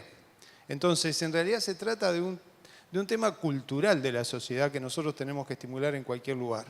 Cuestionar los procesos, el status quo, la forma de organización, de manera que siempre podamos buscar en cualquiera de nuestros dependientes, de las personas que tenemos alrededor, alguien que nos pueda decir, yo creo que esto que estamos haciendo deberíamos hacerlo de otra manera, deberíamos hacerlo de esta manera. Y seguramente esa capacidad de escuchar para poder detectar ese talento tan distribuido que está en el conjunto de la sociedad es uno de los mayores debes del conjunto de la sociedad y también, obviamente, de los políticos. Entonces, creo que hay que generar en la sociedad una gran cultura del cuestionamiento y de la crítica, de la positiva, de la innovación en ese sentido, del emprendedurismo, de la capacidad de cuestionar los procesos para que se nos pueda plantear de qué manera hay que hacerlo mejor y tener, sin duda, los oídos abiertos. Los políticos tienen que saber rodearse, tenemos un problema, como muchas veces decía mi abuela, él no es tan malo, el problema que son los amigos. Y a veces en los políticos pasa muchas veces eso, a veces no son tan malos, el problema son los amigos. Entonces creo que hay que saber rodearse de gente que sea capaz de cuestionar, de opinar, de criticar, de decir, y que el que está en el medio sepa, el político sepa escuchar y corregir, tener marcha atrás. Como muchas veces Pepe dice, yo soy un político que tiene marcha atrás. Y los políticos tienen que tener marcha atrás cuando alguien les demuestra que están equivocados, porque la obstinación es el peor de los caminos. Para impulsar el conocimiento, que es uno de los últimos planteos, nosotros, la verdad les tengo que decir, en este momento, la mayor preocupación que tengo como vicepresidente de la República Oriental del Uruguay es la educación. Nosotros no estamos bien en la educación, no estamos bien. Uruguay a lo largo de su historia estuvo muy bien posicionado a nivel de la educación, pero nosotros hoy tenemos un problema muy serio en la educación secundaria. Si a mí me preguntan cuál es el problema más importante que tiene el país, yo le digo que el problema más grande que tiene el Uruguay es que casi un 50%, un 45% de los muchachos que empiezan la educación secundaria quedan por el camino. Para mí no hay un problema más grande en el Uruguay, no hay un problema más grande. Es un problema muy importante que tenemos que resolverlo entre todos, es un problema de toda la sociedad, no es solo ni del gobierno, ni de los docentes, ni de los gremios. En este momento que estamos discutiendo el presupuesto, aquí está el ministro Rossi, que es el ministro de Transporte y Obras Públicas del Uruguay, En este momento estamos discutiendo el presupuesto en el Parlamento. El gobierno del Poder Ejecutivo, al que pertenezco porque soy el vicepresidente de la República, mandó al Parlamento un proyecto de presupuesto. Y nosotros en la bancada de gobierno, en la Cámara de Diputados, y esto permítanme esta anécdota, tenemos una cantidad de diputados jóvenes, que muchos de ellos acaban prácticamente de salir de las luchas estudiantiles. Entonces, todo lo único que quisieron hacer fue aumentar el gasto en educación, todos ellos. Estuvimos negociando hasta anoche para ver cómo, porque querían sacar, incluso de un programa importante para el gobierno, que es el Sistema Nacional de Cuidados, que es un programa que atiende fundamentalmente a la tercera edad, que es un programa que se va a instrumentar a partir de ahora. Incluso ahora estamos también entregando dentro de ese programa una tablet para cada uno de los jubilados y pasivos del país, para que tengan una serie de servicios a través de la tablet, tal como se hizo con los niños en la educación primaria, en un plan que no se llama Saibal, pero se llama Ibirapitá, y sin embargo, los diputados jóvenes dijeron, no, le vamos a sacar plata al Sistema Nacional de Cuidado y lo vamos a poner en la educación porque están con esa cabeza y esa preocupación en la educación. Bueno, estamos negociando en este momento entre Poder Ejecutivo y Poder Legislativo para buscar una solución a todo esto, porque estamos justamente en el año donde se discute y se aprueba el presupuesto nacional. El problema más importante que tenemos está ahí en la educación secundaria. Tenemos, para resumirlo, tenemos estudiantes del siglo XXI, docentes del siglo XX y programas del siglo XIX. Ese es un problema gravísimo.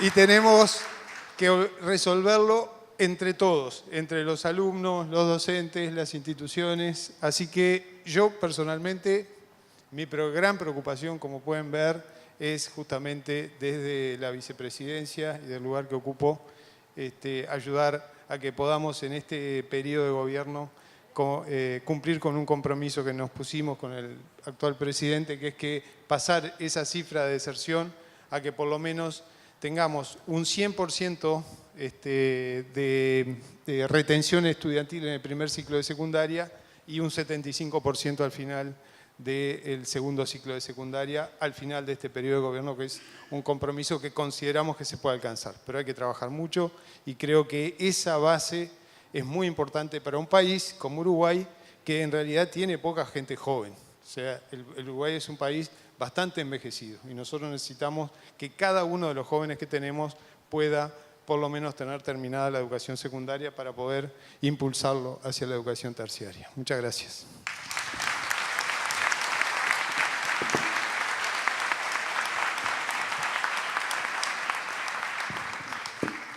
Ahora, con todo gusto y algunas reflexiones, si quieren formular los miembros del panel, no lo vamos a someter a otras 10 preguntas al vicepresidente que tan gentilmente se ha explayado. Vi que algunos tomaban notas con toda libertad si quieren formular alguna reflexión. Yo lo voto. ¿Perdón? Yo lo voto, digo. Muy bien. Bueno, llevamos prácticamente o más de 10 horas aquí, así que vamos a cerrar el encuentro. Les agradecemos nuevamente y de modo muy especial la participación. Si ustedes me permiten, yo quisiera destacar, y sumándome a la reflexión que hizo también Gustavo Grocopatel sobre la presencia del gobernador Miguel Lifchis de Santa Fe, que agradecemos especialmente. Quiero sumarme a esa felicitación por habernos acompañado también. Quiero destacar la presencia del ministro Rossi de Transporte y Obras Públicas de Uruguay, que también llegó hoy a primerísima hora, nos acompañó durante toda la jornada. También estamos muy reconocidos. Hay 2 funcionarios, uno de Argentina y otro de Uruguay, que a nosotros nos han acompañado muchísimo en todo lo que tiene que ver la iniciativa COSIPLAN, IRSA, que son un gran pilar de la integración física de América Latina. del UNASUR, a los cuales les estamos muy reconocidos, y nosotros muy humildemente nos sentimos muy también felices de poder poner un pequeño granito de arena con Fonplata y con CAF para que eso funcione. Es Graciela Oporto de Argentina, la coordinadora nacional, y Pablo Yenta de Uruguay, que también nos han acompañado durante gran parte de la jornada y que les agradecemos mucho también por la disposición.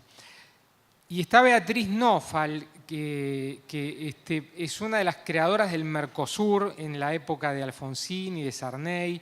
También ha estado desde primerísima hora con nosotros. Es una permanente compañía también en INTAL, tenemos muchos proyectos. Y Beatriz también ha sido una de las propulsoras de la integración de Sudamérica, así que en esos orígenes les agradecemos mucho, Beatriz, la participación. Y veo una figura atrás que de alguna manera también refleja un ejemplo de esto que se mencionó en el panel, que es las alianzas público-privadas y la manera que un Estado funciona de un modo inteligente y transparente, que es Cacho Otegi, el presidente del INVAP. El INVAP es un gran orgullo para la Argentina y también nos ha acompañado, así que le agradecemos muy especialmente la presencia. De algún modo quería reflejar en nombre de estas personas, quedan muchas otras en el tintero, nuestro reconocimiento.